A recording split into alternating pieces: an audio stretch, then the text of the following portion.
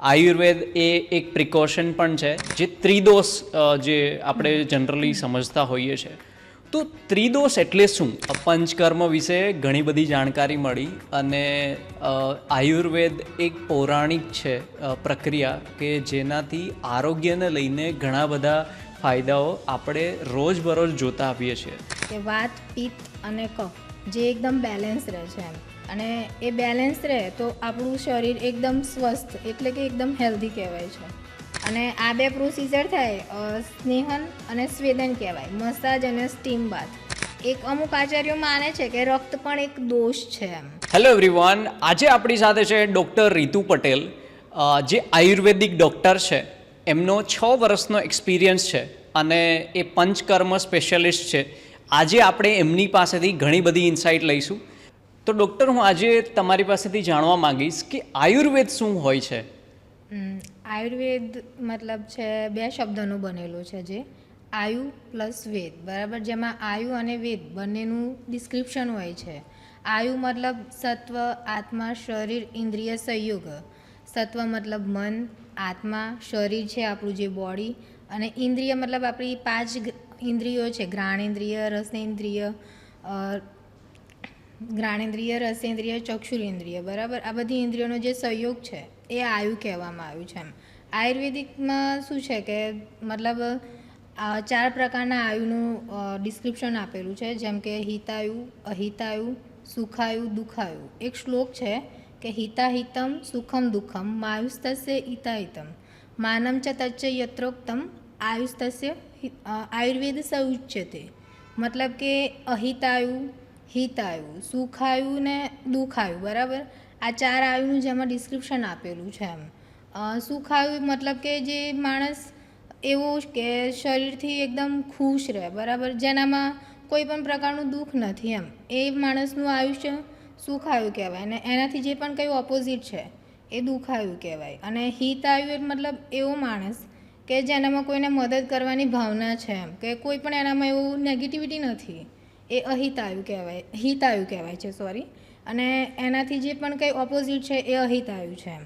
અને માનમ ચ તચ્ચ યત્રોક્તમ મતલબ કે જેમાં આયુષનું માનનું ડિસ્ક્રિપ્શન છે એમ, કે તમે કેટલું ટાઈમ જીવશો તમારી એક્ટિવિટી પ્રમાણે એમ, એ આયુર્વેદ છે એમ. અને આયુર્વેદ મતલબ કે એવું નથી કે ફક્ત રોગવાળી કન્ડિશન કે એવું કંઈ હોય. એનું પ્રયોજન એવું છે કે સ્વસ્થ છે સ્વાસ્થ્ય રક્ષણમ, એટલે કે જે સ્વસ્થ માણસ છે, હેલ્ધી માણસ છે એમ, બરાબર, એનું શું કહેવાય કે એના સ્વાસ્થ્યનું રક્ષણ કરવું એમ, કે એને રોગી નહીં થવા દેવું. અને આતુરસ્ય વિકાર પ્રશમનમ, એટલે આતુર મતલબ રોગી અને વિકાર એટલે કે એને જે રોગ થયો છે એનું શમન કરવું એમ. એનું પ્રયોજન 2 છે, કે એક સ્વસ્થ છે સ્વાસ્થ્ય રક્ષણમ અને આતુરસ્ય વિકાર પ્રશમનમ. આટલું જે છે એ આયુર્વેદ છે એમ. આયુર્વેદની અંદર આના રિલેટેડ બહુ બધી બીજી વસ્તુઓ છે. તો આયુર્વેદ એટલે હું સમજ્યો કે આયુર્વેદ એટલે તમે એવું નથી કે ખાલી ને ખાલી કોઈ રોગનો ઉપચાર કરીએ છીએ. આયુર્વેદ એ એક પ્રિકોશન પણ છે, જેનાથી આપણે પ્રિકોશન લઈ શકીએ. ક્યોર એક અલગ વસ્તુ છે, પ્રિકોશન અલગ વસ્તુ છે. હમણાં હું એ પણ સમજ્યો કે આયુર્વેદની અંદર 3 દોષ હોય છે, જે ત્રિદોષ જે આપણે જનરલી સમજતા હોઈએ છીએ. તો ત્રિદોષ એટલે શું? એ શું હોય છે? એટલે ત્રિદોષ જે છે આપણું એ 3 દોષ કહેવાયા છે, વાત, પિત્ત અને કફ, જે આપણા બોડીના કોન્સ્ટિટ્યુશન માટે બહુ જરૂરી છે. અને ત્રિદોષની અંદર જે છે પંચમહાભૂત વસ્તુ આવેલી છે, કે જે આપણા શરીરના બંધારણમાં હોય છે. પંચમહાભૂત એ 5 વસ્તુઓ, કે જલ આવી ગયું, અગ્નિ, તેજ, આકાશ અને વાયુ. આ જે 5 વસ્તુઓ છે એનાથી આપણું શરીર બનેલું છે. અને આપણા શરીરની અંદર જે છે એ ત્રિદોષ છે. ત્રિદોષના કોન્સ્ટિટ્યુશનમાં પંચમહાભૂત જરૂરી છે. જેમ કે આપણો વાત દોષ છે, બરાબર, તો વાત દોષની અંદર જોઈએ તો વાયુ અને અગ્નિ બંને મહાભૂત હોય છે, બરાબર. પછી આવી ગયો આપણો પિત્ત, જેની અંદર આપણે અગ્નિ અને જલ મહાભૂત હોય છે, બરાબર. અને હવે જો કફ દોષ છે તો કફ દોષની અંદર આવે છે આપણું જલ મહાભૂત પ્લસ પૃથ્વી મહાભૂત એમ. આ રીતે કોન્સ્ટિટ્યુશન છે. અને જો આ વાત પિત્ત અને કફ એના જો આપણે કામ જોઈએ આપણા બોડીમાં, તો વાયુ એટલે કે આપણા શરીરની અંદર જે બી કંઈ મૂવમેન્ટ છે, કે આપણે બોલીએ છીએ, ચાલીએ છીએ, કે કંઈ પણ વિચાર કરીએ છીએ, આ જે બી કંઈ આપણે એક્ટિવિટી કરીએ છીએ ને, એનો કંટ્રોલ વાત દોષ ઉપર રહેલો છે, બરાબર. અને પિત્ત દોષ જે આપણા શરીરની અંદર જે મેટાબોલિક ચેન્જીસ થાય છે, કે કોઈ પણ વસ્તુનું ડાયજેશન થવું, કે કોઈ પણ કેમિકલ ચેન્જીસ થવા, એ બધું જે બી કંઈ છે ને એ પિત્ત દોષના આધારે છે. અને જે કફ દોષ છે કે જે એકદમ ચીકણું પ્રવાહી કહેવાય, બરાબર, જે આપણા શરીરને બળ આપે છે. અને આપણા જે સાંધાઓ છે જેની અંદર લુબ્રિકન્ટ કહીએ છીએ, એ કફ દોષ છે એમ. એટલે આ રીતે આપણું શરીરનું કોન્સ્ટિટ્યુશન છે કે વાત, પિત્ત અને કફ જે એકદમ બેલેન્સ રહે છે એમ. અને એ બેલેન્સ રહે તો આપણું શરીર એકદમ સ્વસ્થ એટલે કે એકદમ હેલ્ધી કહેવાય છે. આ ત્રિદોષ. ત્રિદોષ સમજ્યા પછી એ સમજણ પડે છે કે ત્રિદોષ એટલે કે 3 દોષ. તમે જે રીતે કીધું 3 દોષ એટલે 3 અલગ અલગ જે દોષ એટલે કે એક નેગેટિવ વર્ડ કહી શકાય. તો આવું નામ કેમ પડ્યું ત્રિદોષ? ત્રિદોષ એટલે લાગે કે દોષ એટલે નેગેટિવ લાગે એમ, બરાબર. પણ આ ત્રિદોષથી આપણું બોડી બનેલું છે. જો એ એકદમ બેલેન્સ સ્ટેટમાં રહે આપણી બોડીમાં તો આપણે એકદમ હેલ્ધી કહેવાઈએ. પણ જો એનું ઇમ્બેલેન્સ સહેજ પણ બગડ્યું ને તો આપણા શરીરની અંદર રોગ થવાના ચાલુ થઈ જાય, બરાબર. જેમ કે અત્યારે આપણી લાઈફસ્ટાઈલ છે કે રાત્રે મોડા સુધી જાગવું, લેટ નાઇટ ડિનર લેવા, બરાબર. પછી જંક ફૂડ છે, બરાબર. કોઈ પણ ટાઈમ ફિક્સ નહીં આપણો જમવાનો કે કંઈ પણ એમ, કે ના જાગવાનો ટાઈમ કે ના સૂઈ જવાનો ટાઈમ આપણો કોઈ ફિક્સ જ હોતો જ નથી એમ. તો આ બધા કારણોથી કોઈ પણ આ ઇમ્બેલેન્સ થાય કોઈ પણ દોષનું, તો આપણા શરીરમાં અલગ અલગ ટાઈપના રોગ પેદા થાય. જેમ કે વાત દોષ થાય તો એના રિલેટેડ રોગ પેદા થાય. પિત્ત છે તો અમુક લોકો કહે છે કે મને એસિડિટી વધારે રહે છે, કે મને અપચો છે, કે પછી મને પચતું નથી જલ્દીથી અને જો ખાવા બેસું છું તો ભૂખ નથી લાગતી. એટલે કે આ રીતે ઇમ્બેલેન્સ થાય એ ત્રિદોષનું તો એ રોગ અવસ્થા કહેવાય આપણા શરીરમાં. એટલા માટે ત્રિદોષ કહેવાય છે. ત્રિદોષ આપણે સમજ્યા, ત્રિદોષનું નામ સમજ્યા. હવે એ પણ સમજીશું કે ત્રિદોષ એટલે કે 3 દોષ છે એ કઈ રીતે ઉત્પન્ન થતા હોય છે અને એ ઇમ્બેલેન્સ કેમ થતું હોય છે એમનું? ત્રિદોષ ઉત્પન્ન મેં હમણાં પહેલાં કીધું કે જે પંચમહાભૂત છે આપણા શરીરમાં એનાથી ઉત્પન્ન થાય છે એમ. પંચમહાભૂત કીધા કે આપણા શરીરમાં કોન્સ્ટિટ્યુશનમાં વાયુ જે મહાભૂત છે, વાયુ દોષ પણ છે અને મહાભૂત પણ છે, બરાબર. પણ જે વાયુ મહાભૂત આપણા શરીરમાં જે છે ને એ કયું કહેવાય કે જે આપણા શરીરની અંદર જે બી કંઈ એક્ટિવિટી થાય ને એ વાયુ મહાભૂત છે, બરાબર. પછી આકાશ મહાભૂત જે છે ને જે બી કંઈ હોલો કેવિટી છે આપણા બોડીમાં, કોઈ પણ કેવિટી માની લો, બરાબર, એ કેવિટી એ આકાશ મહાભૂત છે, બરાબર. પછી તેજ મહાભૂત જે છે કે એ મેટાબોલિઝમ ચેન્જીસ બતાવે છે, કે જે બી કંઈ મેટાબોલિઝમ ચેન્જીસ છે એ બધા તેજ મહાભૂતના રિલેટેડ છે. પછી જલ મહાભૂત છે તો આપણા શરીરની અંદર જે બી કંઈ લિક્વિડ ફોર્મ છે કે બ્લડ જોઈ લો કે પછી કોઈ પણ સીરમ કે કંઈ પણ, એ બધું જલ મહાભૂત કહેવામાં આવે છે એમ. એટલે કે આ રીતે 5 મહાભૂત છે અને એ 5 મહાભૂતના કોમ્બિનેશનથી ત્રિદોષ બને છે અને એ પ્રમાણે એનું કામ છે એમ. અને મેં કીધું કે આપણે અત્યારે લાઈફસ્ટાઈલ કેવી છે કે બહુ ફાસ્ટ બની ગયું છે એમ. અને આયુર્વેદમાં આખી દિનચર્યા આપી છે કે બ્રહ્મ મુહૂર્તે ઉત્તિષ્ઠ્યમ, મતલબ કે બ્રહ્મ મુહૂર્તમાં ઉઠી જવું એમ. બટ અત્યારે તો કેવું કે 4 કે 5 વાગે તો બધા સૂઈ જાય, બરાબર, અને ઉઠવાનું એ ટાઈમે કીધું છે એમ. એટલે કે આ કોઈ પણ દિનચર્યાનું પાલન નથી થતું. અને બીજું એ કે આપણું કોઈ પણ વસ્તુ જે છે એ નિયમિત નહીં થતી, કે જમવાનો ટાઈમ છે એ સિવાય કે આપણા અત્યારે હવે યુથ હોય એને બહુ ટેન્શન રહે છે મારા કરિયરનું એમ, તો અત્યારે યુથમાં પણ ડિપ્રેશન ને એવું બહુ જોવા મળે છે એમ. તો આ બધા પણ કારણો છે કે જેનાથી આપણા જે આ બોડીના ત્રિદોષ છે ને એ ઇમ્બેલેન્સ થાય છે એમ. એટલા માટે ઇમ્બેલેન્સ થાય તો એક ડિસીઝ ઉત્પન્ન કરે. બહુ સાચી વાત કીધી તમે, કેમ કે આજે જે જનરેશન છે એ જનરેશનની અંદર આપણે ઘણી બધી વખત જોયું છે, એટલે અવારનવાર આપણે એ જ જોઈએ છે કે લાઈફસ્ટાઈલ મેનેજમેન્ટ છે એ નથી થઈ રહ્યું. લાઈફસ્ટાઈલ એક બહુ મહત્ત્વનો મુદ્દો બની રહ્યો છે અને દિવસે ને દિવસે રોગો વધતા જઈ રહ્યા છે. એની સામે એટલી જ હોસ્પિટલો અને એટલા જ ઉપચારો પણ નવા નવા નીકળી રહ્યા છે. આપણે ઘણા બધા રિસેન્ટ એવા ટ્રેન્ડ પણ જોયા કે જે ખાલી ને ખાલી લાઈફસ્ટાઈલના કારણે થતા હોય. અને ખાસ કરીને જે તમે કીધું કે સ્ટ્રેસ ડેફિનેટલી જે અત્યારની યંગર જનરેશન છે, જેમનું જોબ છે અથવા જેમનું બિઝનેસ છે, એ લોકોની અંદર સ્ટ્રેસ લેવલ એક બહુ વધારે પડતું થયું છે અને એના કારણે ત્રિદોષ ઉત્પન્ન થાય છે એ અને ઇનબેલેન્સ થાય છે એવું કહી શકાય. એ આપણે સારી રીતે સમજ્યા.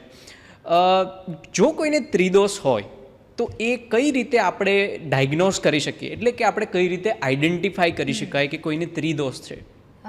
ત્રિદોષ તો બોડીમાં હોય છે, પણ એ ઇમ્બેલેન્સ આપણે જાણવું હોય તો આપણે એનું પહેલાં જે નોર્મલ કામ જે છે એ ખબર હોવી જોઈએ, બરાબર ને? કે જેમ કે આપણા શરીરની અંદર જે કફ છે, બરાબર, તો કફ એક બેલેન્સ સ્ટેટ રાખે છે કે શરીરને બળ આપે, જે બી જગ્યાએ લુબ્રિકન્ટ જોઈએ ત્યાં લુબ્રિકન્ટ પૂરું પાડે. પણ જો એ જ દોષ વધી ગયો ને તો શું કહેવાય કે આપણને શરદી ખાંસી થઈ શકે છે, બરાબર, અથવા ઘટી ગયો ને તો ઘસારો કે એવું કંઈ પણ થઈ શકે છે, બરાબર. તો આ રીતે આપણે વિચારી શકીએ કે કફ દોષની વૃદ્ધિ થઈ અને ક્ષય થયો, બરાબર. પછી એ રીતે પિત્ત દોષ છે કે જે આપણી બોડીમાં વધી ગયો, તો નથી કહેતા બધા કે આનો પિત્ત વધી ગયો છે, આનો પિત્તનો કોઠો છે, કે શરીરમાં ગરમી વધારે છે એમ, બરાબર. તો એ શું છે કે પિત્ત દોષ એની વધ્યું છે એમ, એના માટે છે એમ. અને ઓબ્વિયસલી વાત દોષ વધે કે ઘટે તો વાત દોષ જે છે ને એ બહુ જ મહત્ત્વનો છે ત્રિદોષમાંથી, બરાબર. કે વાત દોષ વધી ગયો ને તો એના રિલેટેડ બહુ બધી આપણને તકલીફ થઈ શકે, જેમ કે બ્રેન રિલેટેડ ડિપ્રેશનમાં જઈ શકે માણસ, એન્ઝાયટી થઈ શકે, બરાબર. એટલે કે આ રીતે આપણે સમજી શકીએ કે જેના નોર્મલ જે કામ ખરા ને એના કરતાં કંઈ પણ ઊંધું થયું ને તો આપણને આઈડિયા આવી શકે કે આને ઇમ્બેલેન્સ થયું છે દોષનું એમ. કોઈ એવું ઉદાહરણ આપી શકો તમે? આટલા બધા પેશન્ટ્સ જોતા હોય કે જેમને કોઈ દોષના કારણે, દોષના ઇમ્બેલેન્સના કારણે કોઈ રોગ હોય અને એ તમે આઈડેન્ટિફાઈ કર્યું હોય તો આપણે એ પણ આપણા ઓડિયન્સને જણાવી શકીએ. જેમ કે છે પિત્તની વાત કરી મેં, કે પિત્ત દોષ વધે તો શરીરમાં જેમ કે ડાયરિયા થઈ જાય આપણને અમુક વાર. ડાયરિયા થવા એ પિત્ત દોષના વધારાના કારણે થાય છે, બરાબર. એ સિવાય જો વાત દોષ વધી ગયો ને તો આપણી બોડીની અંદર એ કોન્સ્ટિપેશન કરે છે એમ, કે કોન્સ્ટિપેશન થયું હોય કોઈ પણ માણસને તો મોસ્ટલી ઋતુ પ્રમાણે જોવા જઈએ તો વર્ષા ઋતુ જેમ કે ચોમાસાની ઋતુ છે અને એમાં જો માણસને કોન્સ્ટિપેશન થયું તો એ વાત દોષના રિલેટેડ છે એમ. તો આપણે આઈડિયા લગાવી શકીએ કે આ વાત દોષના ઇમ્બેલેન્સના લીધે આ પ્રોબ્લેમ ચાલુ થયું છે એમ. આપણે દોષો વિશે સમજ્યું કે 3 દોષ છે અને એમાં જો કોઈ ઇમ્બેલેન્સ થાય તો એના કારણે ઘણા બધા શરીરની અંદર રોગો થઈ શકે છે. જ્યારે આવું થાય કોઈ પણ માણસને, જ્યારે દોષનું ઇમ્બેલેન્સ થાય, કોઈ એક દોષનું પણ થઈ શકતું હશે, એ પણ એક ક્વેશ્ચન છે કે એવું બની શકે કે કોઈ એક દોષનું ઇમ્બેલેન્સ થયું અને બેનું નથી થયું? આપણે શું સમજી શકીએ એની અંદર? એવું પણ થઈ શકે કે એક દોષનું થાય અને 2 દોષનું ના પણ થઈ શકે. પણ અત્યારે કેવું છે કે કોઈ એક વસ્તુ થવું એવું થતું જ નથી એમ, કે એક સાથે 2 વસ્તુ હોય જ છે, કે વાત અને પિત્ત વધી ગયો હોય કે પિત્ત અને કફ ઘટી ગયો હોય, યા વાત વધ્યો હોય ને કફ ઘટી ગયો હોય, એ રીતે હોય, બરાબર. જેમ કે હવે વાત પિત્ત કફ મેં તમને કીધું કે ત્રિદોષ છે, બરાબર. પણ એ પ્રમાણે આપણા શરીરની પ્રકૃતિ પણ હોય છે, કે આ વાત પ્રકૃતિ છે, પિત્ત પ્રકૃતિ છે, કફ પ્રકૃતિ છે. જેમ કે કોઈ માણસ જે છે એ બહુ એગ્રેસિવ છે, પછી આર્ગ્યુમેન્ટ બહુ વધારે કરે છે, બરાબર. અને એનું બોડી કોન્સ્ટિટ્યુશન એકદમ કેવું છે કે કોઈ પણ વસ્તુ સહેજ આમ ખાવામાં પણ એને ગમે તેવું આવી ગયું તો એને કંઈક ડાયજેસ્ટિવ રિલેટેડ પ્રોબ્લેમ થઈ જાય તો એ કહેવાય છે કે પિત્ત પ્રકૃતિનો માણસ છે. યા વાત પ્રકૃતિનો માણસ હશે ને તો કેવો હશે કે એકદમ લીન એન્ડ થીન હશે એમ, તો એ વાત પ્રકૃતિનો માણસ કહેવાશે. અને કફ પ્રકૃતિનો જે માણસ હશે ને એકદમ શાંત હશે એમ, કે ઓબેસિટી પણ એનામાં હોઈ શકે ને જલ્દીથી એનામાં ઉત્સાહ ના આવે એમ કે હા થશે, જોયું જ હશે એમ થશે તો એમ. એ કફ પ્રકૃતિનો માણસ છે, બરાબર. તો આપણા શરીરની પ્રકૃતિ પણ હોય કે વાત પિત્ત અને કફની, બરાબર. અને જો એ પ્રમાણે આપણે કંઈક જંક ફૂડ કે કોઈ પણ આહાર કે વિહાર કોઈ પણ પ્રવૃત્તિ એવી કરી કે જેનાથી આ એક દોષ વધે છે એમ, અને શરીરની પ્રકૃતિ છે પિત્ત દોષની, પણ એણે કામ કર્યું છે વાત દોષ વધે એવું, બરાબર. તો વાત અને પિત્ત બંને ઇમ્બેલેન્સ થવાના છે. જરૂરી નથી કે કોઈ એક જ થાય, એ આપણી બોડીની તાસીર ઉપર ડિપેન્ડ કરે છે કે કઈ પ્રકૃતિનો માણસ છે. હવે જ્યારે કોઈ પણ દોષનું ઇનબેલેન્સ થાય, એટલે કે દોષની જે માત્રા શરીરમાં હોવી જોઈએ એના કરતાં વધી જાય, તો એના માટે કોઈ ટ્રીટમેન્ટ હોય છે આયુર્વેદમાં? હા, ટ્રીટમેન્ટ છે કે દોષ વધ્યા છે કે ઘટ્યા છે, બરાબર. ટ્રીટમેન્ટ કેવી કે 2 ટાઈપની છે એમાં, કે એક ટ્રીટમેન્ટ મીન્સ ચિકિત્સા, ઓકે, કે એમાં શમન ચિકિત્સા પણ હોય અને શોધન ચિકિત્સા પણ છે, બંને, બરાબર. કે શમન ચિકિત્સા એના માટે છે કે શરીરમાં દોષો વધ્યા છે પણ બહુ ઘટ્યા પણ નથી એમ, મતલબ બહુ વધારે પડતું નથી થયું, તો આપણે એને શમન ચિકિત્સા આપી શકીએ. જેમ કે મેડિસિન આપીએ આપણે એને, યા કોઈ પણ ફાસ્ટિંગ કે કોઈ બીજું ટાઈપનું એવી વસ્તુ કરાવીએ કે જે વધેલા દોષો છે કે મેડિસિન સિવાય એ ઓછા થઈ જાય, એ શમન ચિકિત્સા કહેવાય છે. અને બીજી એક છે શોધન ચિકિત્સા, કે જેને આપણે પંચકર્મ કહીએ છીએ, કે દોષો બહુ વધારે પડતા ઉત્ક્લેશિત, મતલબ કે બહુ વધી ગયા હોય ને તો એ આપણે આ પંચકર્મ કરાવવું જોઈએ એમ, કે જેનાથી આપણા શરીરના દોષો બહાર નીકળી શકે છે. તો તમે વાત કરી કે એમની ટ્રીટમેન્ટ છે, અને તમે કીધું કે એ ટ્રીટમેન્ટની સાથે સાથે એમના પ્રકાર છે, કે એમના એવું કહી શકાય કે સ્ટેપ 1, 2, 3 અને લાસ્ટ સ્ટેપમાં આપણે મેજોરિટી એટલે પંચકર્મ કરી શકાય. તો બાકી તો જે ચિકિત્સા તમે કીધી એ તો બરાબર છે, પણ ખાસ કરીને જે પંચકર્મ છે એ શું હોય છે? પંચકર્મ મતલબ 2 શબ્દોથી બનેલો છે, એક પંચ અને કર્મ, બરાબર. 5 ક્રિયાઓ કે જે શરીરમાંથી આપણી જે પણ કંઈ વેસ્ટ પ્રોડક્ટ છે કે જે વધારાનો કચરો છે, ટોક્સિન મટીરિયલ જે ભેગું થયું છે એ બહાર કાઢવા માટેની 5 પ્રક્રિયાઓ છે. કે જે 5 પ્રક્રિયાઓ છે એનું નામ એ રીતે છે કે એક વમન આવે, બરાબર. પછી બીજું વિરેચન, બસ્તી, નસ્ય અને રક્તમોક્ષણ. આ જે 5 કર્મો જે છે ને એ મેઇન છે પંચકર્મની અંદર, કે જે આપણા શરીરમાં જે વધારે દોષો થઈ ગયા છે ને એને આપણા બોડીમાંથી બહાર કાઢવા, એ આ પંચકર્મ છે. એટલે પંચકર્મના જે 5 કર્મ છે એની અંદર, તો એના વિશે શું કહેશો? એના વિશે કંઈ થોડી માહિતી મળી શકે? હા, જે 5 કર્મ છે એના સિવાય પણ બીજા બહુ બધા કર્મ છે, પણ મેઇન જે છે એ આ 5 કર્મ: વમન, વિરેચન, બસ્તી, રક્તમોક્ષણ અને નસ્ય, બરાબર.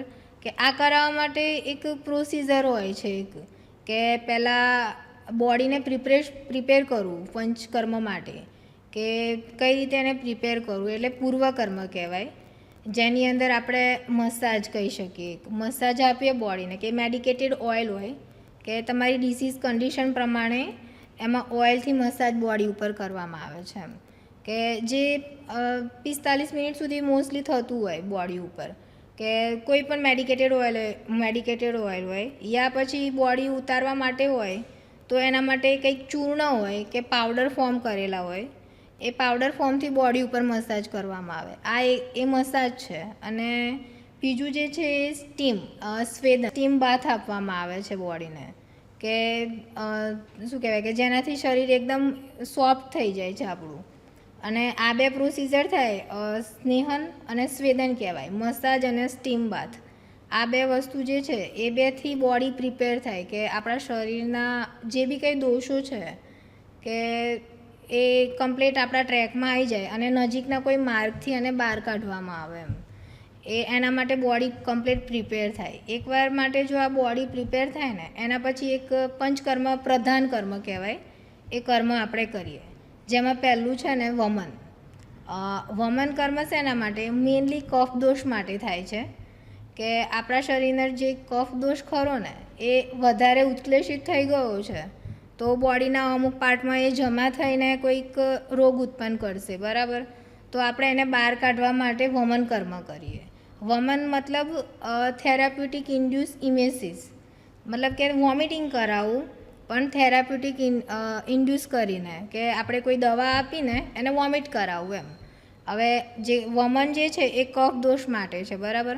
તો બોડીની અંદર જે આપણો કફ દોષ છે ને એ આપણા ચેસ્ટ રિજનમાં રહેલો હોય છે, કે ચેસ્ટ રિજનમાં છે તો શરીરના એનાથી નજીકના માર્ગ હોય, જ્યાં આપણું ચેસ્ટ રિજન છે તો એને બહાર કાઢવા માટે નજીકનો માર્ગ છે મુખ, બરાબર. તો મોઢાથી એને બહાર કાઢવું એ વમન કર્મ છે એમ. એટલે કફ દોષ કાઢવા માટે વમન કર્મ કરાવવું જોઈએ, જેનાથી આપણો કફ દોષ બહાર નીકળે છે. પછી બીજું છે વિરેચન, કે જેમાં આપણે ડાયરિયા ઇન્ડ્યુસ કરીએ છીએ, કે આપણે મેડિકેટેડ ઓઇલ, ગ્રીત કે કોઈ અવલે કંઈ પણ આપીને એને ડાયરિયા કરાવીએ. અને પછી શું કહેવાય કે જે વિરેચન કર્મ છે ને એ પિત્ત દોષ માટે છે એમ, કે પિત્ત આપણું શરીરની અંદર જે આપણું સ્ટમક ખરું ને, સ્ટમક અને આમાશય અને પક્વાશયની વચ્ચે રહેલું છે. સ્ટમક અને આંતરડાની વચ્ચે જે આપણો પિત્ત દોષ છે ને એ ત્યાં રહેલો છે. તો જો આપણે કોઈ પણ દવા એને ખવડાવીએ અને પછી ડાયરિયા ઇન્ડ્યુસ કરીએ તો આપણો પિત્ત દોષ જે ખરો ને એ આપણા મળ માર્ગેથી બહાર નીકળી જાય છે. પછી જે એક આવે છે મેઇન કર્મ, બસ્તી કર્મ, કે જેની અંદર મેડિકેટેડ ઓઇલ હોય છે, કે પછી ઉકાળા હોય છે, કે પછી ઘી હોય છે. એ બધું આપણા મળ માર્ગ દ્વારા શરીરની અંદર ઇન્ડ્યુસ કરવામાં આવે છે અને એનાથી શરીરનો બધો કચરો બહાર કાઢવામાં આવે છે એમ. એ જે બસ્તી કર્મ છે ને એ આપણા વાત દોષ માટે છે, કે વાતનું સ્થાન આચાર્યોએ આપણા શરીરમાં કેવું બતાવ્યું છે કે આંતરડાનો જે ભાગ છે ને, કે લોઅર જીઆઈટી ટ્રેક છે આપણો, નીચેનો જે આપણો શું કહેવાય આંતરડાનો ભાગ છે ને ત્યાં આપણો વાત દોષ રહેલો છે એમ. તો ત્યાંથી જ દવા ઇન્ડ્યુસ કરીને એ બધા દોષો ત્યાંથી જ બહાર કાઢી લેવામાં આવે છે એમ. એટલા માટે બસ્તી છે. આ જે 3 કર્મો છે ને એ બહુ મેઇન છે, કે વાત, પિત્ત અને કફ માટે.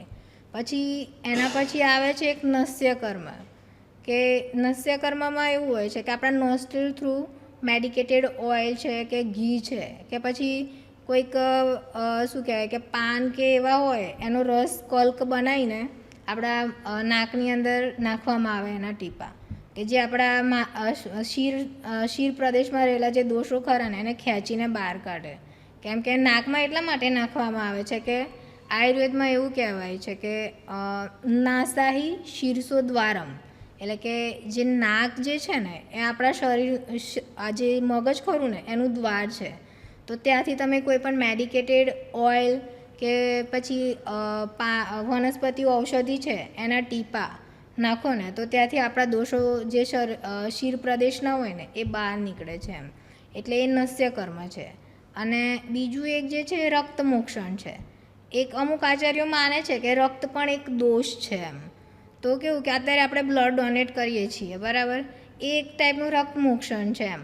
અને આયુર્વેદમાં એક એ રીતે પણ રક્ત મોક્ષણ થાય છે અત્યારે. અને બીજું છે પેલું જડો લગાવીને પણ રક્ત મોક્ષણ કરવામાં આવે છે એમ. આ જે મેઇન 5 કર્મો જે છે ને એ પંચકર્મ છે. અને આ 5 કર્મ કરાયા પછી જે આપણું બોડી છે ને એકદમ ક્લીન થઈ ગયું હોય છે એમ, કે આપણો આખો જે ટ્રેક ખરો ને ડાયજેસ્ટિવ ટ્રેક, કે પેલું નાનું બાળક જન્મ્યું હોય ને તો કેવું એનો એકદમ ચોખ્ખો હોય, કે આપણે વિચારીએ અને કોઈ પણ વસ્તુ ખવડાવતા કે આ ખાશે તો આ પ્રોબ્લેમ થશે, આ ખાશે તો આવું થશે એમ. એટલે એકદમ ક્લીન થઈ ગયું હોય તો આપણે તરત જ કોઈ પણ વસ્તુ ના ખાઈ શકીએ એમ. એટલે એના માટે એક પશ્ચાત કર્મ આપ્યું છે, કે એને કહેવાય સંસર્જન ક્રમ. એમાં એવું છે કે તમે 7 થી 8 દિવસ શરૂઆતના એકદમ લાઇટ ડાયટ સ્ટાર્ટ કરો, કે મગનું પાણી છે, પછી શું કહેવાય કે આપણો ભાત જે ખરો ને ભાતને પાણી વધારે નાખીને એની રાબ બનાવવી, એવું 7 દિવસ સુધી એ ખોરાક ચાલુ રાખો, પછી એક નોર્મલ ડાયટ ચાલુ કરો કે દાળ ભાત રોટલી શાક કે એવું, ડાયરેક્ટ જંક ફૂડ નહીં, બરાબર. તો આ રીતનો એક સંસર્જન ક્રમ છે એમ, એટલે કે આ રીતની એક 21 થી 22 દિવસની પ્રોસિજર છે કે કોઈ પંચકર્મ કરાવે ને તો પૂર્વકર્મ, પ્રધાન કર્મ અને પશ્ચાત કર્મ, કે પહેલાં બોડી પ્રિપેર કર્યું છે, પછી દોષો બહાર કાઢ્યા છે, પણ પછી બોડીને નોર્મલ પણ કરવાની છે કે કંઈ પણ વસ્તુ લઈ શકે એના માટે. તો આ રીતની એક 21-22 દિવસની પ્રોસિજર છે આ. અને આના સિવાય પણ બીજા કર્મો છે જે પંચકર્મમાં આવે છે, જેમ કે કોઈને સાંધાનો દુખાવો થતો હોય તો એના માટે ત્યાં જાનું બસ્તી આપવામાં આવે છે, કેમ કે મેડિકેટેડ ઓઇલ ત્યાં પોર કરવામાં આવે છે એમ. પછી બીજું જે છે કે ગળાના ભાગમાં અહીંયા પાછળ દુખાવો થતો હોય તો કહેવાય કે ગ્રીવા બસ્તી આપવામાં આવે છે. પછી કમરના ભાગમાં દુખાવો થતો હોય કે કોઈ એના રિલેટેડ પ્રોબ્લેમ હોય તો ત્યાં કટી બસ્તી આપવામાં આવે છે એમ. આ રીતે બીજા બહુ બધા કર્મ છે, જેમ કે એક અગ્નિકર્મ પણ છે કે જે પેઇન માટે બહુ યુઝફુલ છે એમ. એટલે કે પ્રોસિજરમાં બહુ બધી વસ્તુઓ છે પંચકર્મની અંદર, પણ મેઇન આ 5 વસ્તુઓ છે. પંચકર્મ વિશે ઘણી બધી જાણકારી મળી, અને આયુર્વેદ એક પૌરાણિક છે પ્રક્રિયા કે જેનાથી આરોગ્યને લઈને ઘણા બધા ફાયદાઓ આપણે રોજબરોજ જોતા આવીએ છીએ. અત્યારે આ જમાનાની અંદર ઘણા બધા જગ્યાએ મેં એ પણ જોયું છે કે લોકો આયુર્વેદની અંદર સ્ટીમ બાથનું બહુ જ મહત્ત્વ આપતા હોય છે. ઘણા બધા મારા ફ્રેન્ડ સર્કલની અંદર સ્ટીમ બાથ કરવા જઈએ છીએ, અને એ પણ કોઈ આયુર્વેદિક સેન્ટરની અંદર. આવી વાતો પણ મેં સાંભળેલી છે. એટલે એ કોઈ પંચકર્મનો પાર્ટ છે કે એ કોઈ અલગ પ્રક્રિયા છે? સ્ટીમ બાથ એટલે મેં કીધું પહેલાં કે જે પૂર્વકર્મ છે જેની અંદર સ્વેદન કરવામાં આવે છે, બરાબર, કે વરાળથી બોડીને ગરમ કરવામાં આવે છે એમ. પણ આયુર્વેદમાં ફક્ત સ્ટીમ બાથનો મતલબ કે વરાળથી જ બોડી ગરમ કરવું એ નથી હોતું. આ જે સ્ટીમ બાથ જે કહે છે કે એક ટેબલ આવે છે જેની અંદર વરાળ હોય છે અને એમાં સુડાઈ દેવામાં આવે છે, એટલે કે એને સ્ટીમ મળે અને બોડી ગરમ થાય છે, એ સ્ટીમ બાથ. બટ આના સિવાય પણ બહુ બધા એવા પ્રકાર છે સ્વેદન પ્રક્રિયાના, જેમ કે એક રેતીથી તમે શરીરને ગરમ કરી શકો, વાલુકા સ્વેદ કહેવામાં આવે છે. પછી એક જે છે અવગાહ સ્વેદ છે કે જેની અંદર મેડિકેટેડ ઓઇલ હોય કે કોઈ પણ પાણી એ રીતે કરેલું હોય કે જેની અંદર ઔષધિ નાખેલી હોય કે બાથ ટબ જેવું હોય કે જેની અંદર પેશન્ટને સુડાવવામાં આવે, એ અવગાહ સ્વેદ કહેવાય છે. પછી એક જે છે કે પરિષેક કરવામાં આવે છે.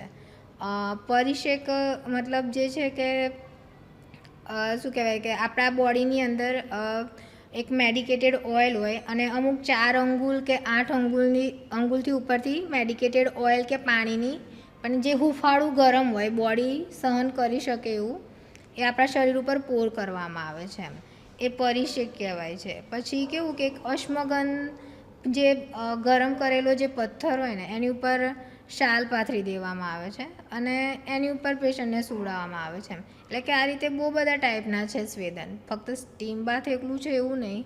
પણ હા, સ્ટીમ બાથનું મહત્ત્વ પણ એટલું છે કે તમે સ્ટીમ બાથ લો તો શરીરના જે બધા પણ દોષો હોય ને બધા એકદમ મૃદુ, એટલે કે એકદમ કોમળ થઈ જાય, કે શરીરમાં કોઈ પણ જગ્યાએ તમને જકડાટ થઈ ગયું છે, એકદમ સંકોચાઈ ગયા છે આમ તમારા સાંધા કે કોઈ પણ, તો એ બધા લૂઝ પણ થાય છે. દુખાવા હોય શરીરના જે બી કંઈ, એ બધા ઓછા થાય છે. તો સ્ટીમ બાથ છે અત્યારે બધા કરે છે, પણ ફક્ત સ્ટીમ બાથ મતલબ કે વરાળથી જ લેવું એવું જરૂરી નથી. એના બહુ બધા બીજા ટાઈપ છે એમ, કે જે આપણે ડિસીઝની કન્ડિશન આધારે આપણે કરી શકીએ. પંચકર્મના ઘણા બધા ફાયદા છે જે હું તમારી જોડેથી સમજ્યો. તો પંચકર્મ જો કોઈને કરાવવું હોય તો એ કોણ કરી શકે? પંચકર્મ એટલું જે તમે નોલેજ મને આપી રહ્યા છો એ પ્રમાણે ઘણી બધી પ્રોસિજર્સ છે, અને એ બધી જ પ્રોસિજરની અંદર એક ડીપ નોલેજ જે જોઈતું હોય છે, જે હું તમારી પાસેથી લઈ રહ્યો છું. તો કોણ પંચકર્મ કરી શકે?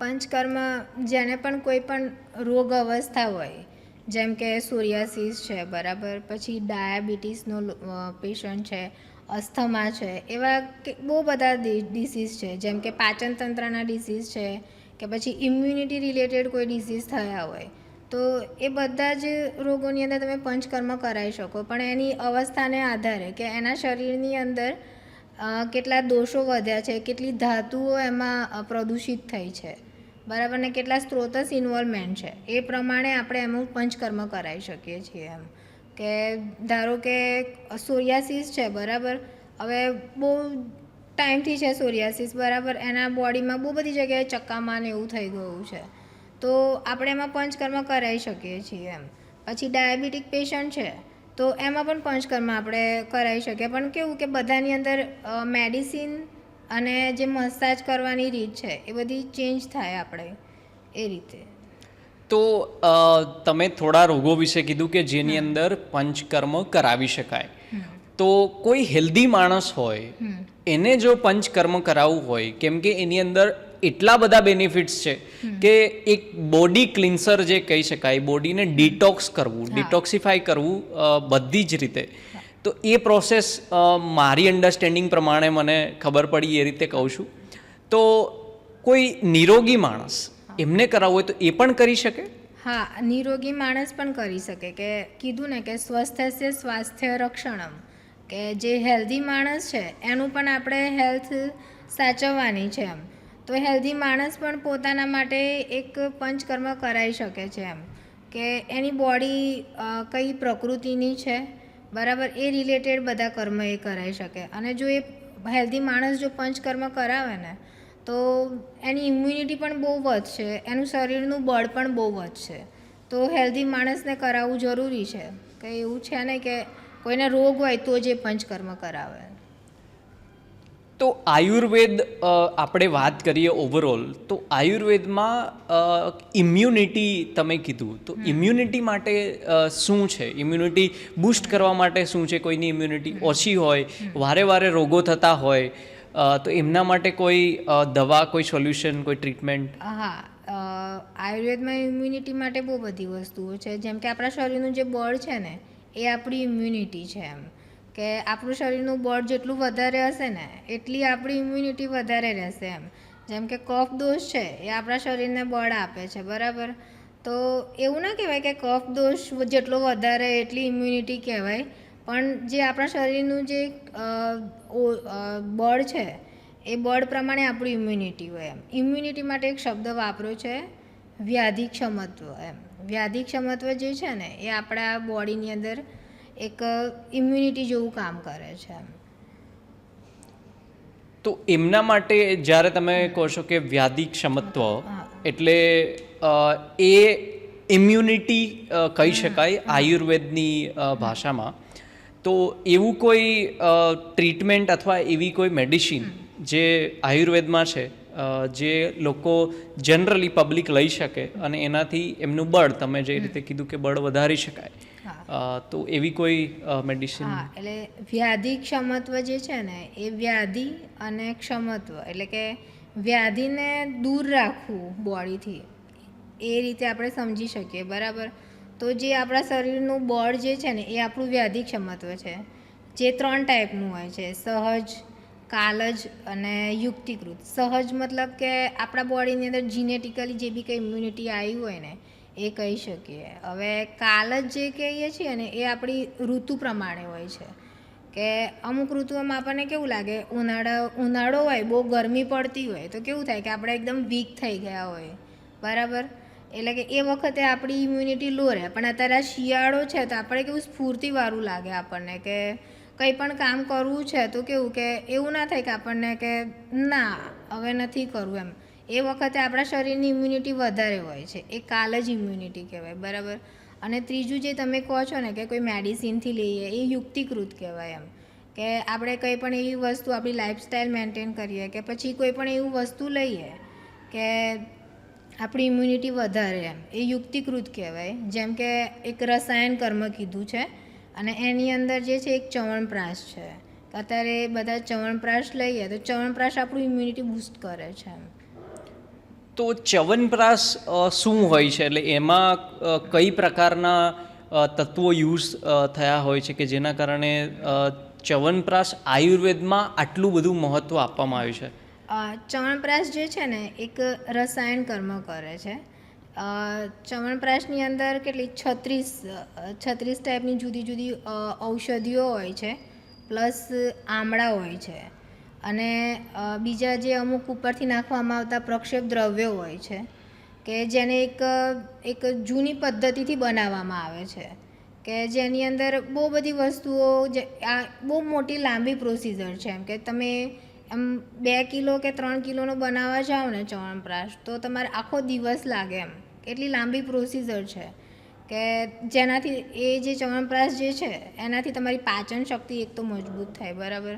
પછી તમને ભૂખ ના લાગતી હોય તો એ તમને એક ઇનડાઇજેશનમાં હેલ્પ કરે છે. પછી જે શરદી ખાંસી, જે તમને રેસ્પિરેટરી રિલેટેડ જે બી કંઈ પ્રોબ્લેમ હોય ને એ આ ચ્યવનપ્રાશથી દૂર થઈ શકે છે. પ્લસ એની અંદર બીજા એટલા બધા ઇન્ગ્રેડિયન્ટ છે ને કે જે આપણા ત્રણેય દોષને શામન કરે, તો તમે એ કોઈ પણ ડિસીઝ માટે તમે લઈ શકો છો, એમ કે કોઈ પ્રોબ્લેમ નથી એમ. અને એ જે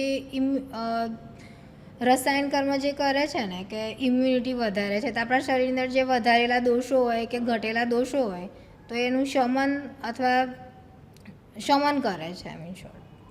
તો ચ્યવનપ્રાશ જે છે એ જે જનરલી મેં સાંભળ્યું છે એ પ્રમાણે લોકો ચ્યવનપ્રાશ જે શિયાળાની ઋતુ હોય છે એમાં વધારે લેતા હોય છે, અને ઉનાળા અને ચોમાસું જે આપણી 3 ઋતુઓ છે એમાંથી ઓછું લેતા હોય છે ઉનાળા અને ચોમાસાની અંદર. તો એવું કંઈ હોય છે કે શિયાળાની અંદર વધારે ઇમ્યુનિટીની જરૂર હોય, અથવા ઉનાળાની અંદર ના લઈ શકાય, કે એમનો નેચર ગરમ હોય, કે એવું કંઈ હોય છે? ના, એવું કંઈ નહીં હોતું.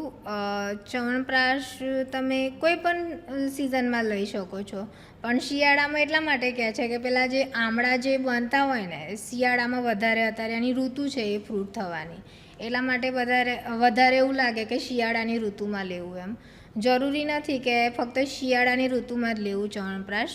ચ્યવનપ્રાશ તમે કોઈ પણ સિઝનમાં લઈ શકો છો, કેમ કે એ ના ગરમ પડે છે કે ના કંઈ શરદી ખાંસી કે એવું કંઈ કરે છે, એમ. So it's okay. અને જ્યારે આપણે ચ્યવનપ્રાશ લેતા હોય છે તો એ ક્યારે લેવું જોઈએ? એ ભૂખ્યા પેટે લેવું જોઈએ, જમ્યા પછી લેવું જોઈએ, અથવા કયા એજ ગ્રુપને એ ચ્યવનપ્રાશ લેવું જોઈએ અને કેટલી માત્રામાં લેવું જોઈએ? ચ્યવનપ્રાશ જે છે ને તમે ભૂખ્યા પેટે લો તે વધારે કામ કરે, બરાબર. તમે એમને પણ લઈ શકો છો, એ પછી તમે સૂંઠવાળા પાણી જોડે પણ લઈ શકો છો. અને એજ ગ્રુપની તમે વાત કરી તો તમે નાના બાળકોમાં ના આપી શકો, કેમ કે પચવામાં નાના બાળકને થોડુંક હેવી પડે. તો 16-17 વર્ષ પછીના બાળકને તમે એને આપી શકો, પણ અર્લી મોર્નિંગ તમે એમ્પ્ટી સ્ટમક ચ્યવનપ્રાશ લઈ શકો છો. અને જો કોઈ ડાયાબિટીક પેશન્ટ હોય, જેમને શુગર હોય, તો એમને પણ ચ્યવનપ્રાશ લેવું જોઈએ? હા, ડાયાબિટીક પેશન્ટ માટે પણ કોઈ વાંધો નથી આવતો ચ્યવનપ્રાશની અંદર, કે એ ચ્યવનપ્રાશ જે મેં પહેલાં કીધું કે તમારી પાચન શક્તિ વધારે છે. તો ડાયાબિટીસમાં ગમે તેમ જોવા જઈએ તો એક મેટાબોલિક ડિસઓર્ડર બી કહેવાય છે, તો એમાં પણ એક જરૂરી છે. અને બીજું કે એની અંદર ગોળો આવેલી છે ચ્યવનપ્રાશમાં, પછી આમળા છે, હરિતકી છે, હરિદ્રા એટલે કે હળદર, એટલી વસ્તુ આવેલી છે કે જે તમે પીપલી છે એક, કે જે ડાયાબિટીસની અંદર બહુ વધારે કામ કરે છે, એમ. તો જરૂરી નથી કે તમે ડાયાબિટીસ હોય તો ચ્યવનપ્રાશ ના લઈ શકો, તમે લો તો વધારે સારું છે ઉપરથી. અને તમે એ જાણકારી આપી કે ચ્યવનપ્રાશ છે એ જનરલી 16 વર્ષથી નીચેના જે બાળકો હોય એમને ન આપવું જોઈએ. તો જે 16 વર્ષથી નીચેના હોય છે બાળકો, એમના માટે કોઈ ઇમ્યુનિટી બૂસ્ટર આયુર્વેદની દ્રષ્ટિએ આપણે જોવા જઈએ તો ખરું? હા, નાના બાળકો માટે તો બહુ સારું એવું છે કે સુવર્ણ સિદ્ધ જલ છે, એક સુવર્ણ પ્રાશન છે, કે સુવર્ણ પ્રાશન અત્યારે આજકાલ બહુ ચાલે છે, એમ કે જે સુવર્ણ પ્રાશન છે એ તમે નાના બાળકોને આપો ને તો તમારું બાળકની ઇમ્યુનિટી વધે છે, એની મેધા એટલે કે બુદ્ધિમાં સારો એવો વધારો થાય છે. પ્લસ એની પાચન શક્તિ પણ વધે છે એમ કે સુવર્ણપ્રાશન એક છે અવલેહ છે, લેહ કહેવાય કે જે તમે ચાટીને લઈ શકો છો એવું એક આવે છે કે જેની અંદર મેડિકેટેડ વચા, અશ્વગંધા, શતાવરી, અમૃતા આટલી વસ્તુઓ હોય જે તમારી બુદ્ધિ વધારે એ, અને બીજું એક મધ હોય છે અને ઘી હોય છે. આ 3 વસ્તુઓ ભેગી કરીને જે બનાવવામાં આવે છે ને સુવર્ણપ્રાશન છે, જે તમે બનાવીને કોઈ પણ આયુર્વેદિક ડૉક્ટર જે બનાવતું હોય ને એની જોડેથી લઈ શકો અને એ પ્રમાણે તમે જે પ્રિસ્ક્રાઇબ ડોઝ હોય એ પ્રમાણે લઈ શકાય. કેમ કે નાના બાળકોમાં આપણે પહેલાં ડોઝ જોવો પડે કે કંઈ પણ વસ્તુ પચાવવું એમના માટે એ નથી. અને એક મેઇન વસ્તુ છે સુવર્ણપ્રાશનની અંદર કે સુવર્ણ ભસ્મનો ઉપયોગ થાય છે એમાં, કે જે આપણે સોનું ગોલ્ડ કહીએ છીએ ને એની ભસ્મ બનાવવામાં આવે છે. અને ભસ્મ અને મધ, ઘી અને આ જે મેધાવર્ધક જે બી કંઈ ઔષધિ છે એ બધાનું મિક્સચર કરીને એક પ્રાશન લેહ બનાવવામાં આવે છે, એ સુવર્ણપ્રાશન છે. તો આપણે વાત કરી રહ્યા હતા નાના બાળકોની ઇમ્યુનિટી માટે. તો આપણે એ સમજ્યા કે જે 16 વર્ષથી ઉપરની જેમની ઉંમર છે એમના માટે તો આપણે ચ્યવનપ્રાશ આપી શકીએ છીએ. નાના બાળકો માટે શું, જેમ કે 16 વર્ષથી નીચેના જે બાળકો હોય છે એમની? એમના માટે છે એક સુવર્ણપ્રાશન કહેવાય છે, પછી સુવર્ણ સિદ્ધ જલ, પણ અત્યારે જે છે વધારે સુવર્ણપ્રાશન છે કે જેનું વર્ણન કાશ્યપ સંહિતામાં કરેલું છે. કે સુવર્ણપ્રાશન એક એવી વસ્તુ છે કે જે આપણે લેહ છે કે જેને આપણે ચટાડીને લઈ શકીએ એમ. કે અત્યારે બધા કેવું કે ટીપા આપે છે, પણ ટીપા નથી હોતા, એને ચટાડીને આપવામાં આવે છે કે જેની અંદર હોય છે સુવર્ણ ભસ્મ. કેમ કે શુદ્ધ સોનું આપણે ના લઈ શકીએ તો એની ઉપર બહુ બધા સંસ્કાર એટલે કે એને ગરમ કરીને એને કોઈ બીજી પ્રોસિજર થ્રુ કરીને એની ભસ્મ બનાવવામાં આવે છે અને એ ભસ્મ સુવર્ણ ભસ્મ કહેવાય છે. અને પછી આવે છે મેડિકેટેડ ઘી, એટલે કે મેડિસિન યુક્ત કરેલું ઘી કે જેની અંદર આપણી બુદ્ધિ વધારે મેધાવર્ધક ઔષધિ વાપરી હોય કે જેમ કે વચા છે, શંખપુષ્પી છે, અશ્વગંધા છે કે પછી જટામાનસી છે, આટલી વસ્તુઓ યુઝ કરી અને એનું મેડિકેટેડ ઘી બનાવવામાં આવે છે. અને એક હોય છે મધ. આ 3 વસ્તુઓ હોય છે અને આ 3ને મિક્સ કરીને સુવર્ણપ્રાશન બનાવવામાં આવે છે કે જે બાળકની બુદ્ધિ માટે મેધાવર્ધક છે એક, જે એનું શરીરનું વજન વધારે છે, એને બળ આપે છે, પ્લસ એ આંખોની શક્તિ પણ વધારે છે અને એક કૃમિનો પણ નાશ કરે છે. નાના બાળકોમાં કૃમિની પ્રોબ્લેમ વારંવાર થતી રહે છે, તો એ કૃમિનો પણ નાશ કરે છે. અને એક મેઇન કામ કે ઇમ્યુનિટી પણ વધારે છે. તો નાના બાળકોમાં 0થી લઈને 16 વર્ષ સુધી, એટલે કે સદ્યોજાત તરત જન્મેલું બાળકથી લઈ અને 16 વર્ષ સુધીનું જે બાળક છે એ સુવર્ણપ્રાશન લઈ શકે છે એમ, કે જેનો ડોઝ તમે તમારા આયુર્વેદિક કોઈ પણ ડૉક્ટર સાથે વાત કરીને લઈ શકો છો. સુવર્ણપ્રાશન ક્યારે લેવું જોઈએ? જેમ કે આપણે બાળકોને આપીએ છીએ તો આપણે જ્યારે બાળકોને કોઈ પણ વસ્તુ આપીએ તો એમના માટે ટાઈમિંગ એક વધારે ઇમ્પોર્ટન્ટ વસ્તુ હોય છે, તો એ ક્યારે એમને આપવું જોઈએ? સુવર્ણપ્રાશન અર્લી મોર્નિંગ આપવું જોઈએ, એમ્પ્ટી સ્ટમક, બરાબર. કેમ કે એમ્પ્ટી સ્ટમક કોઈ પણ વસ્તુ તમે આપી હોય ને તો એ વધારે લાભદાયી છે. અને બીજું એક છે કે પુષ્ય નક્ષત્રમાં આપવું એમ. પુષ્ય એટલે કે પોષણ કરવાવાળું એમ, કે પોષણ કરવાવાળું જે નક્ષત્ર છે. જનરલી આપણે શું કે પુષ્ય નક્ષત્રની અંદર સોનું ખરીદીએ છીએ એમ, પણ આ સોનાના ગુણવાળું સુવર્ણપ્રાશન જો પુષ્ય નક્ષત્રમાં આપવામાં આવે ને બાળકને તો એ બહુ સારું રહે એમ.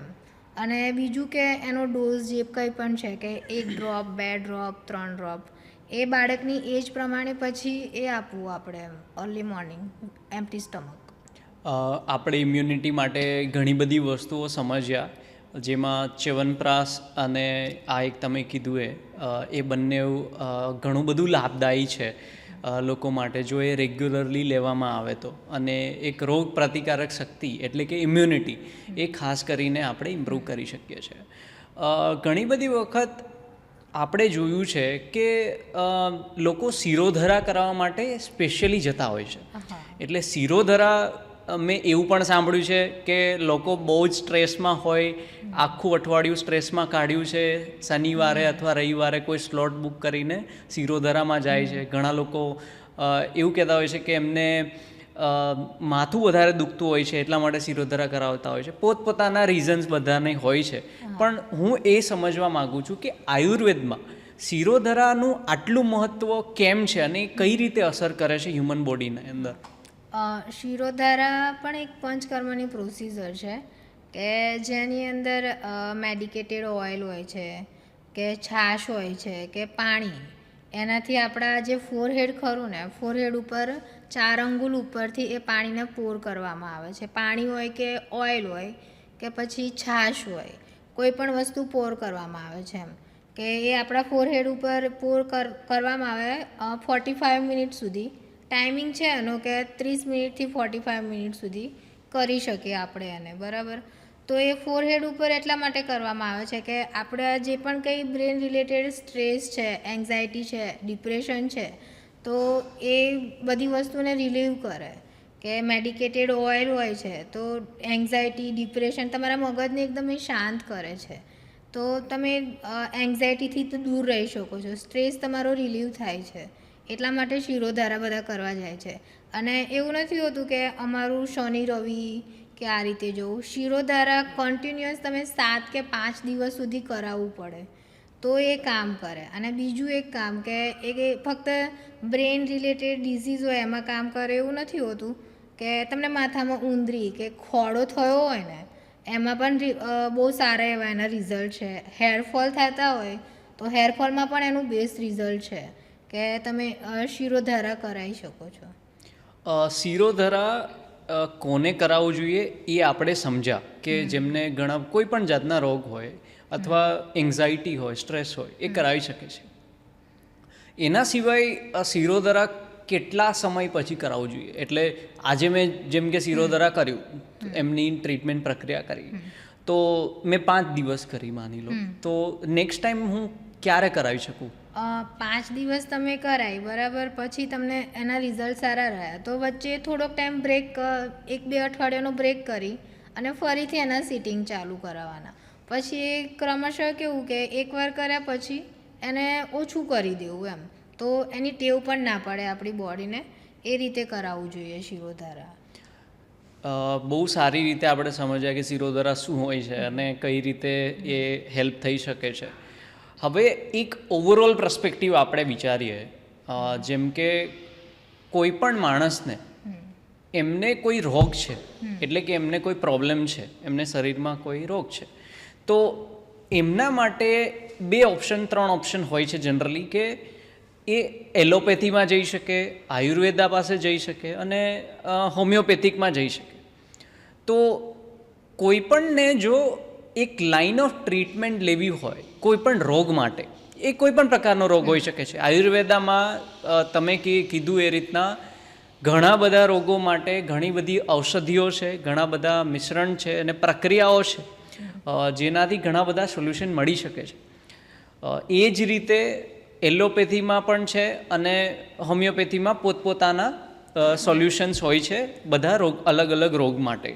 તો તમારા કેવા પ્રમાણે કોઈને લાઇન ઓફ ટ્રીટમેન્ટ સિલેક્ટ કરવી હોય તો તમે શું સજેસ્ટ કરશો? કેવું કે કોઈ પણ પથી હોય કે એલોપેથી છે કે હોમિયોપેથી છે કે આયુર્વેદિક, બરાબર, બધાના શું કહેવાય કે બહુ બધા ફાયદા પણ છે અને લિમિટેશન પણ છે. કે જેમ કે લોંગ ટાઈમ સુધી તમે અમુક ડિસીઝ હોય કે જેમાં સ્ટીરોઇડ લેવા પડે તમારે, બરાબર, તો સ્ટીરોઇડની આડઅસર તમને ખબર છે કે શું થવાનું છે એમ, તો એ જગ્યાએ તમે આયુર્વેદિક યુઝ કરી શકો છો.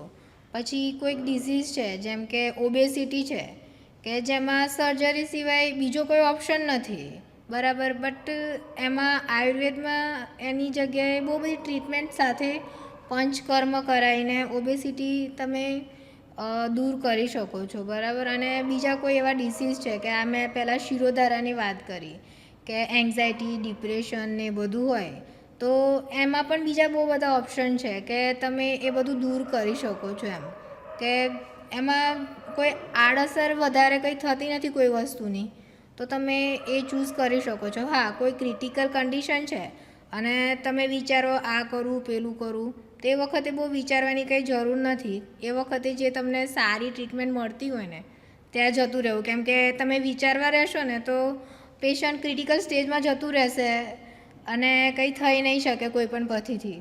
સો કોઈ પણ પથ્થી તમે ચૂઝ કરી શકો, પણ તમને ખબર હોવી જોઈએ કે જેમાં લિમિટેશન છે તો એમાં બીજી કોઈ પથ્થી તમે યુઝ કરો.